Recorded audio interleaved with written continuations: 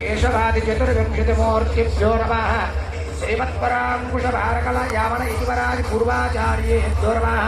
प्रह्लाद नारद पराशर पुण्डरीक व्यास अम्बरीश शुकशौनक रुक्माङ्गद अर्जुन बलिर्विभीषणादि परम भागवतेभ्यो नमः। देवेभ्यो सकल भगवद्भागवताचार्येभ्यो श्रीवैष्णवेभ्यो ब्राह्मणेभ्यो नमो नमः। नमस्कारं कुर्यात् दर्पेश्वासीनो दर्भान्धारयमानः पवित्रपाणि आचम्य अच्युताय नमः।